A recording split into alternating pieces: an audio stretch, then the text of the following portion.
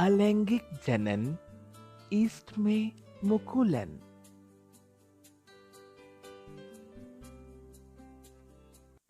प्रजनन नामक प्रक्रिया के माध्यम से सभी जीवित जीव अपने जैसे जीव का उत्पादन करती है। प्रजनन लैंगिक तथा अलैंगिक रूप से होता है। जब दो माता पिता शामिल होते हैं और युग्मक का निर्माण होता है, इस विधि को लैंगिक प्रजनन कहते हैं। अर्धसूत्री विभाजन युग्मक निर्माण के दौरान होता है, जो लैंगिक प्रजनन का एक महत्वपूर्ण चरण है। जब एक ही जनक शामिल होता है और कोई युग्मक नहीं बनता है, इस विधि को अलैंगिक प्रजनन कहते हैं। ईस्ट एक कोशिकीय यूकैरियोटिक सूक्ष्म जीव है जो फंगी जगत से संबंधित है। प्रजातियों के आधार पर ईस्ट का आकार भिन्न हो सकता है। आमतौर पर इसका व्यास 3 से 4 मिलीमीटर होता है। अधिकांश ईस्ट मुकुलन नामक असम्मित विभाजन प्रक्रिया द्वारा अलैंगिक रूप से प्रजनन करते हैं।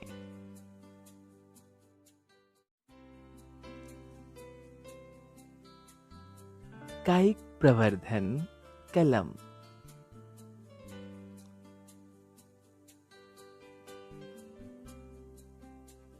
कायिक प्रवर्धन एक विशेष मामला है क्योंकि यह उच्च पौधों में होता है जो लैंगिक पुनरुत्पादन करने की क्षमता रखते हैं। जब किसी फूल वाले पौधे का कायिक भाग नए पौधे का पुनरुत्पादन करता है तो इसे कायिक प्रवर्धन कहते हैं। जैसे गुलाब, गन्ना, कोलियस, बोगनवेलिया इत्यादि। इस पद्धति का उपयोग नए पौधे के उत्पादन के लिए किया जाता है। इस प्रक्रिया में गांठों और पर्वों के साथ तने की कटाई को नम मिट्टी में रखा जाता है, जिससे अपस्थानिक जड़ें तथा बाद में एक नया पौधा पैदा होता है। यह कायिक प्रवर्धन की सामान्य विधि है। किसानों द्वारा अलग किया जाता है राइजोम तथा कंदों को, वह भी फूलों के मौसम में। डालिया जैसे कुछ पौधों के प्रवर्धन जड़ों के कटिंग द्वारा किया जाता है।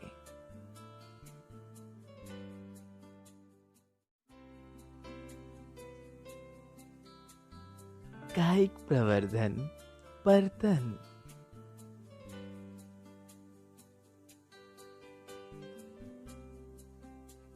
कुछ पौधों में एक या एक से अधिक शाखाएं जमीन के पास झुक जाती हैं और नम मिट्टी से ढक जाती हैं।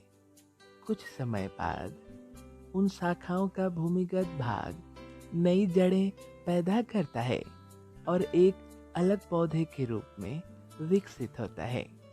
जैसे चमेली, रोडोडेंड्रॉन और मैग्नोलिया। वह तना या शाखा जो जनक पौधे से जुड़े रहते हुए भी अपस्थानिक जड़ें विकसित कर लेती हैं, पर्तन कहलाती हैं। माउंड लेयरिंग में तने की छटाई की जाती है और पौधे के आधार को मिट्टी से ढक दिया जाता है। आधार से नए अंकुर विकसित होते हैं जो मूल पौधे से अलग हो जाते हैं और एक नए पौधे का जन्म होता है। एयर लेयरिंग एक अन्य प्रकार की लेयरिंग है जिसमें पौधों की शाखाओं को जमीन पर नहीं झुकाया जा सकता। इस विधि में शाखा के एक टुकड़े को खुरच लिया जाता है और नमी को संरक्षित करने के लिए प्लास्टिक से ढक दिया जाता है। इसके बाद इस शाखा को मूल पौधे से अलग कर दिया जाता है, जो वृक्षारोपण के बाद एक नए पौधे के रूप में विकसित होता है।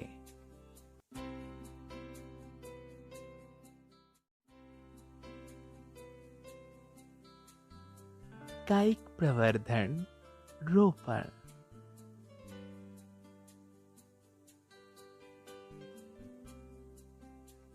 बागवानी पद्धतियों में इस प्रक्रिया का आमतौर पर उपयोग किया जाता है। इस विधि में एक पौधे की कटिंग दूसरे जड़ वाले पौधे स्टॉक के तने से जुड़ी होती है। कुछ समय बाद जुड़ी हुई कटिंग जड़ वाले पौधे का एक अभिन्न हिस्सा बन जाती है। सांकुर तथा स्टॉक को इस तरह से रखा जाता है कि उनके बीच में कोई जगह ना रहे। अंत में वे इस तरह से जुड़ जाते हैं कि उनके संवहनी तंत्र एक साथ हो जाते हैं। उनके संवहनी बंडलों की व्यवस्था के कारण रोपण प्रयोग केवल द्विबीजपत्रियों में सफल होते हैं, मोनोकॉट्स में नहीं। यह विधि आमतौर पर आम जैसे फलों की विविधता को बेहतर बनाने के लिए लागू की जाती है।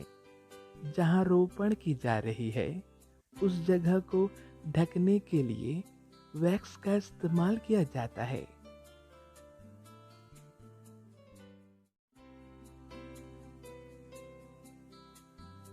कायिक प्रवर्धन के लाभ।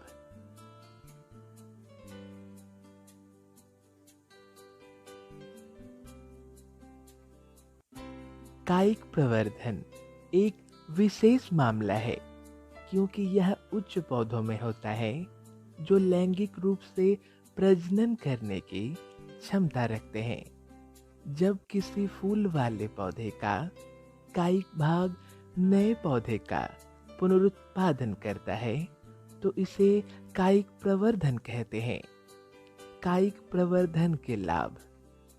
पहला, ऐसे पौधे जो बीज उत्पन्न नहीं करते हैं उनका प्रवर्धन विधि किया जाता है, जैसे गन्ना, केला, आलू, गुलाब, नारंगी, बीजहीन अंगूर, चमेली और क्रिसैंथेमम।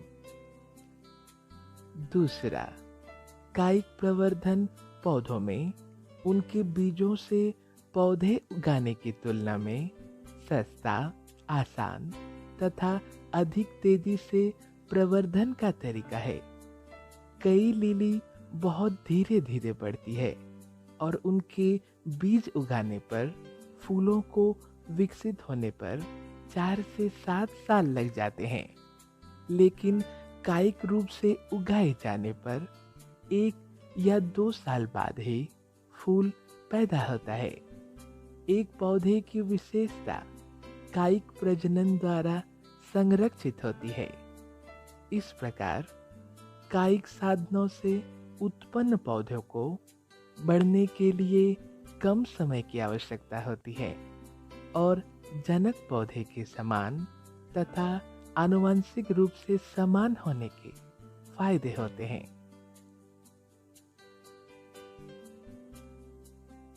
एक अन्य लाभ यह है कि इस विधि द्वारा प्रवर्धन में पौधे अंकुरण के जोखिम भरे चरण को छोड़ देते हैं, जिसमें कई पौधे प्रतिकूल परिस्थितियों में मर जाते हैं।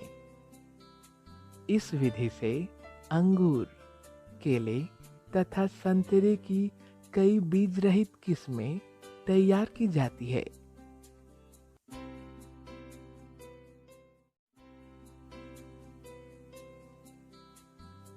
फूलों के पौधों में प्रजनन।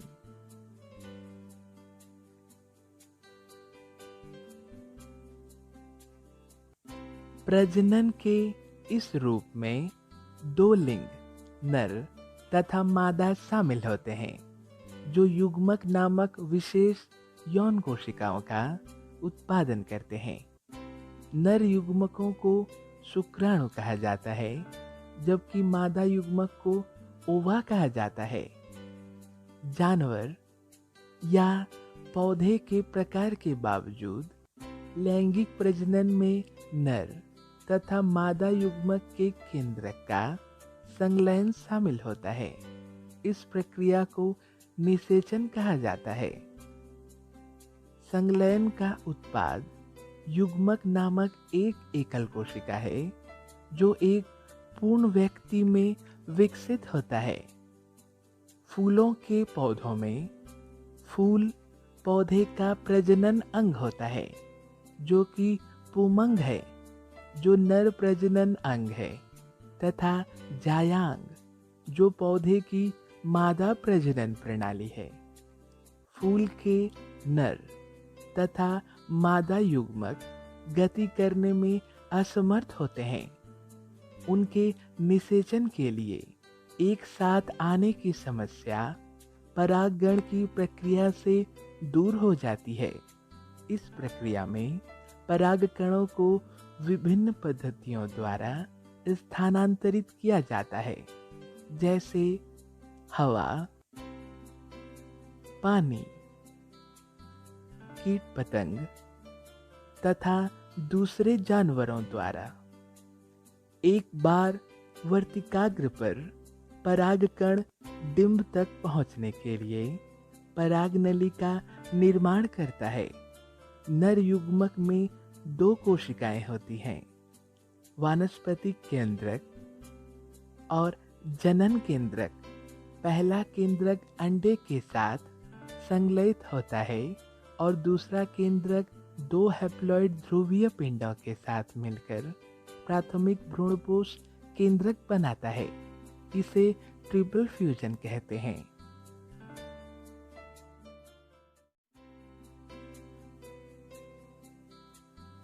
मानव में जनन, नर जनन तंत्र।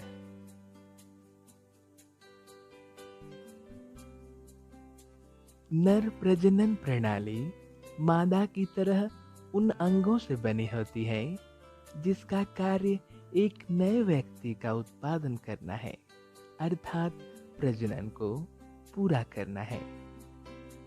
इस प्रणाली में वृषण की एक जोड़ी और उत्सर्जन नलिका, शुक्राशय, प्रोस्टेट, वोल्वोयूरेथ्रल ग्रंथियां तथा शिश्न का नेटवर्क होता है। वृषण कोश के भीतर पुरुष के उदर गुहा के बाहर स्थित होते हैं। वे उदर गुहा में अपना विकास शुरू करते हैं, लेकिन भ्रूण के विकास के अंतिम 2 महीने के दौरान अंडकोश की थैली में उतरते हैं।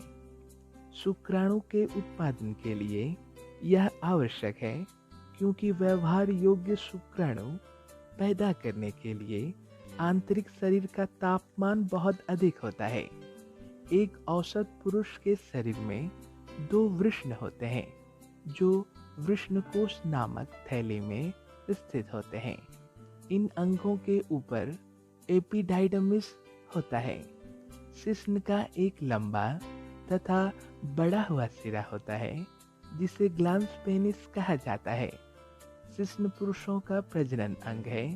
मूत्र मार्ग मूत्र के साथ साथ शुक्राणुओं के लिए सामान्य मार्ग के रूप में कार्य करता है।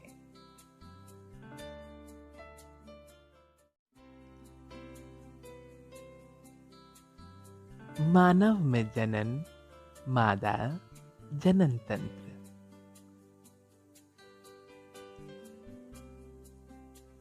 मानव में मादा जनन तंत्र निम्नलिखित भागों से बना होता है। गर्भाशय, यह नाशपाती के आकार का खोखला मांसल अंग है। गर्भाशय वह स्थान है जहां भ्रूण प्रत्यारोपित होता है तथा एक नवजात शिशु के रूप में विकसित होता है। गर्भाशय की दीवार बढ़ते भ्रूण को सुरक्षा और पोषण देती है। अंडवाहिका, गर्भाशय के शीर्ष पर प्रत्येक तरफ में एक अंडवाहिका निकलती है। अंडवाहिका उंगली जैसी संरचना के साथ समाप्त होती है जिसे फिम्ब्रिय कहते हैं।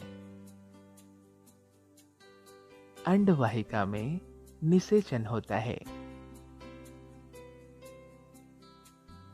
अंडाशय। महिलाओं में 2 अंडाशय होते हैं। हर एक अंडवाहिका के पास स्थित होते हैं। अंडाशय अंडे या मादा युग्मक पैदा करते हैं। सभी अंडे अंडाशय द्वारा तब बनते हैं जब मादा बच्चा गर्भ में होता है। प्रत्येक ओव्यूलेशन चक्र में एक अंडा परिपक्व होता है तथा अंडाशय से निकलता है। अंडा फिम्ब्रिय द्वारा प्राप्त होता है तथा डिंब वाहिनी में स्थानांतरित किया जाता है। अंडाशय अंतःस्रावी तंत्र का हिस्सा है क्योंकि वे एस्ट्रोजन तथा प्रोजेस्टेरॉन जैसे मादा यौन हार्मोन का उत्पादन करता है। योनि। गर्भाशय। ग्रीवा योनि में खुलती है। योनि एक मांसल ट्यूब जैसी अंग है जो शुक्राणुओं के लिए मार्ग के रूप में कार्य करता है और बच्चे के जन्म के दौरान नहर के रूप में कार्य करता है।